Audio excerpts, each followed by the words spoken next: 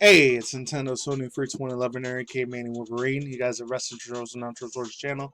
On your Twitter, Instagram, BShoot, Brighteon, Rumble, Odyssey, Telegram, Parler, any of the social media platform site you guys can obviously think of. So, anyways, this is actually the third time I actually do this video because the first time I actually ended up I can still feel it affecting my throat.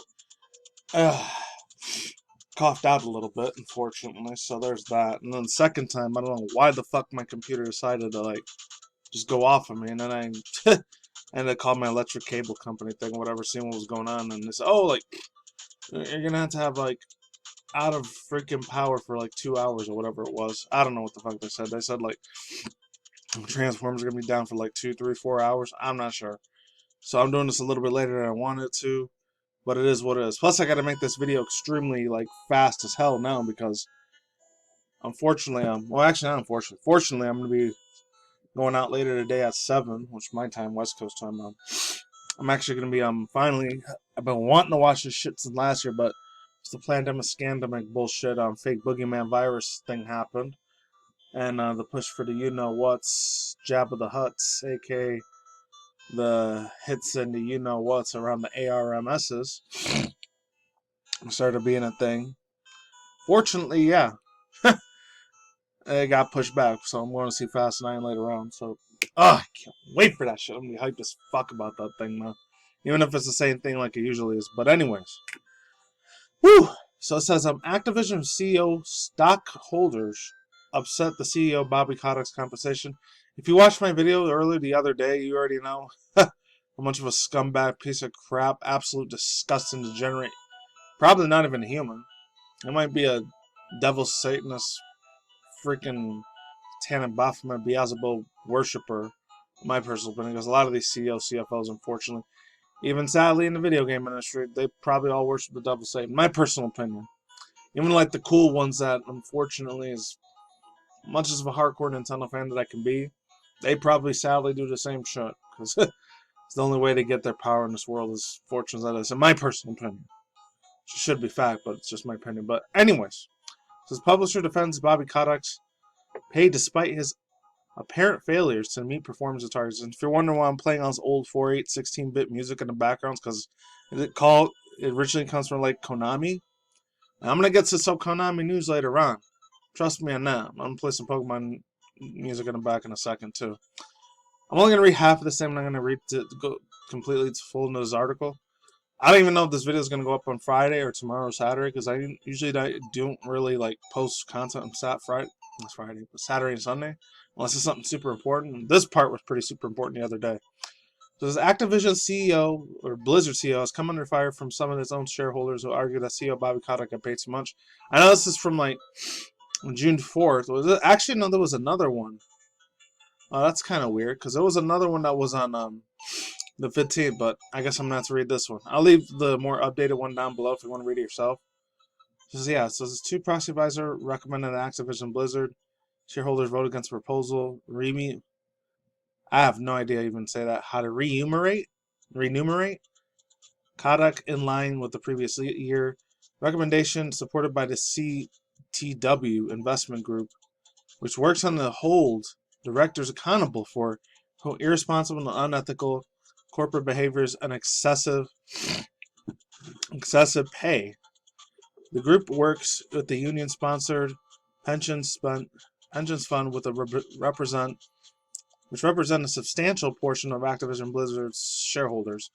In a flight to the U.S. Securities and Exchange Commission (CTW), Director Dieter Weisenegger, sounds like Schwarzenegger, but I guess Weisenegger, urged Activision Blizzard shareholders to vote against the management side of the pay proposal. Yeah. I'm just gonna skip over some of this because I really don't care about the business side of the games industry, but it is what it fucking is. I might as well read some of it since I'm already halfway there. According to the filings, Kotick has received nearly $100 million in combined stock and equity since 2016, which has become, quote, consistently larger than the total pay. Filing also stated that Activision Blizzard's employees can earn less than 1% of Kotick's earnings. Unfortunate, man. Yeah, so I guess I'm going to say what Weisenberg says. Disclose surroundings to strategic object proportions severely lacking in merely cities or sites attracting, retaining the motivation to top talent, cultivating new business opportunities, expanding existing ones, delivering product and development milestones, and increasingly productivity, reads the filings as, quote, we note that 3 of these objectives are clearly related to a human capital management and that Kotick's apparent failure to achieve more than half of the targeted performance strongly suggests that Activision Blizzard's skewed approach to the human capital management, lavishing multi-million-dollar rewards on the CEOs and employees to face layoffs, need to be addressed before manifesting into deeper operational problems. Fortunately, it's way too late for that shit.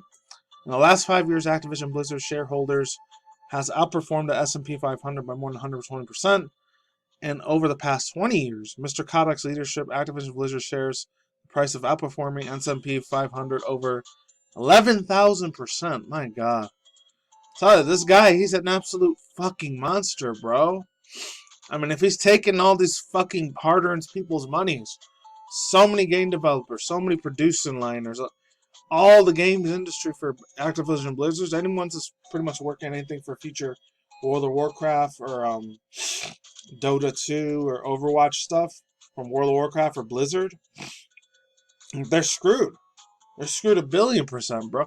It makes me wonder why that one other dude, Jeff Kaplan, ended up leaving Blizzard because he didn't want to be controlled by a tyrant piece of shit like this.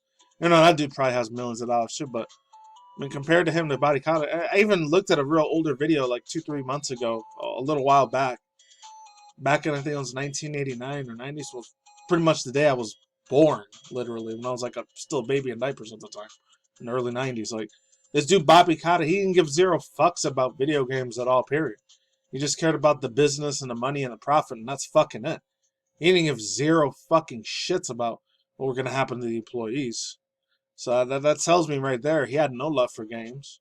Absolutely no love for, like, the gaming industry or how it's supposed to be ran, how to treat people like fucking normal human beings. So I swear, this motherfucker doesn't learn his shit now here on Earth. He's damned to burn to the gates of hell, just like I said before in my last video yesterday. This fucker's screwed. And a lot of CEOs, unfortunately, are going to be screwed because they put their thing. And I'm not trying to sound like I'm a high pedestal or trying to be overly religious, but they build their empires and their fucking kingdoms here on Earth. And they expect that shit to last forever when eventually one of these days it's going to crumble. Anything humanity creates, unfortunately, is going to get Thanos snapped sooner or later. Nothing lasts on this Earth forever. Only 2 things that last on this Earth is after this lifetime, which is not even just being a good person. I mean, being a good person, as much as awesome that would be the easiest way to get to heaven, would be great, but then it'll be just as corrupt as it would be here on Earth. Because you got to be more than just a good person to get into heaven, unfortunately. Not just by doing good deeds and shit. But it is what it is. It's either the beautiful pearly gates of heaven we get to stay eternally happy for, or we end up being miserable, being burned and tortured by demons for all eternity. In my personal opinion. And that should be fact. That shouldn't even be opinion, but whew, here we fucking go. I'm sorry I had to get on my pedestal. So there is that. So, let's get into this Pokemon Sword and Shield stuff that happened like literally almost 2 years ago. So it says Pokemon Sword and Shield, 2 leakers who will have to compensate for the developers. This comes from, I never heard of it before, Italy24news.com. So it's the only one I'm going to have to read from. Oh, this one's a little bit longer. So I'm just going to read it from here. So, yeah, here we go. I'm not going to be able to get to this one like I want to, but I might make a quick statement on it before I'm done with it for this one right here, which, I don't know. It was a real big-ass thing that happened from Netflix. It blew up in their face, sadly. So it says, yeah, it comes from Italy 24 News. I don't know who wrote it, but they wrote it. This is, some will remember in 2019, the Pokemon Company has filed a lawsuit against 2 leakers responsible for 2 informations concerning Pokemon Sword and Shield. On the occasion for some of the images taken from a strategic guide in the 2 games were released, attracting both on the attention to the community and JRPG developers. The ruling arrived a few hours ago And there's no good news for the leakers. They will have to compensate the developers. It says Pokemon in court compensating $150,000 US. Wow, sad. So it says 2 years ago, Pokemon Sword and Shield content appeared online, revealing the characteristics of the unpublishing episodes developed for Nintendo Switch. We are talking, for example, the images is depicting the Gigantamax as a Pokemon presents in the game, but also the artwork related to the settings of the characters of the new title. On that occasion, the player has discovered the role-playing games in the fictional Galar region, which he wouldn't have a national Pokedex, or the complete list of creatures that we will find in other episodes of the series. This news has triggered complaints of fans annoyed and disappointed after discovering the cuts were made from the highly anticipated Pokemon Sword and Shield game. Yes, I remember that. Because like I said before, I was one of those people I was pissed off about the whole Dexic thing that happened, but I got over it after a while. But let's move on. Thus was born the infamous trend Game Freak lied. Literally Game Freak lied. Unfortunately. There was a... So it also goes on to say, this news has only triggered fans to be compliant to fans. Oh, triggered the complaints of fans. Annoyed. Disappointed after discovering the cuts of the developers are highly anticipated Pokemon Sword and Shield. Thus, the infamous trend Game Freak lied, which I already read half of this earlier, so let's continue on. The game had been received lukewarmly to the public after identifying the responsible leaks for 2019. The Pokemon Company has dragged the crafty court to evidence craftiness to court. That's really confusing. I don't know why. Evidence presented by the Pokemon Company included some of the images in the games posted in Discord chat. According to the investigations, conduct of the company for the two defendants is called David Masonavi. I think that's in Portuguese because all this happened when the F Nintendo thing was going on at the time. So I've taken photos and while working on the official Pokemon guide of Pokemon Sword and Shield.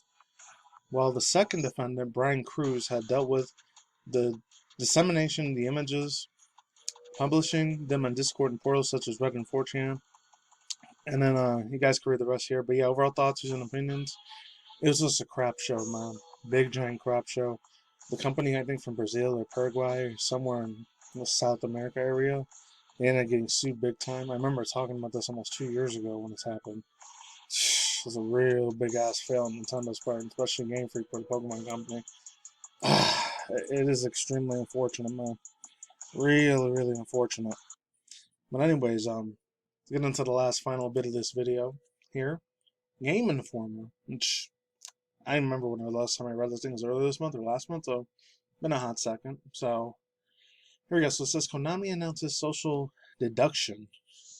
Yeah, social deduction for game crime sites. So this one comes from, let's see, Daniel Tack from Game Informer. This other one I might do in a separate video, but this was really fucking sad that happened to them, man. No offense to anyone in the LGBTQI plus community, but they must have been, you guys must have been pissed off about this if you are in that community. So it says, look out, Among Us, there's a new social deduction coming to the town. Unfortunately, yeah, there is, but hopefully it's not a lot of memes like Among Us have, but it might be. Because you know how many memes that shit spawned a bunch. And it was only around since like 2018, 2019, but it didn't come to the US till 2020 when all the craziness was happening. So it says, all we have to do right now is a trailer. All we have right now is a trailer for Crime Site. But it looks like an anime clue. In Crime Site, players need to deduce both the killers and the victim. What the? It looks like this is actually might be done something interesting in the social games. Spies, the video game space Among Us titles in the aforementioned Among Us, Town of Salem, Avalon, or Werewolf. Check out the trailer down below and let's break it down. I'm not going to be able to read this whole thing, I'll probably just read this part here. So basically the gist is using advanced AI, the players are able to determine the kills and the victim of the crime, potentially before it happens. As the other social media deduction games, the players brand it as the bad person. And the others need to figure out who it is and who they are going to take out. And the advanced machines aren't really known at this time. But we do know it takes place in a snow-covered cabin in the isolated middle of nowhere and stylish anime look to it, especially with the good one, but the bad AI characters are Sherlock and morality, I guess. Yeah, so overall thoughts, views, and opinions, I can't really say too much on it. It looks okay. I'll check it out one day, and that's it. Peace out once again, ladies and gentlemen, brothers and families, family. Talk to you.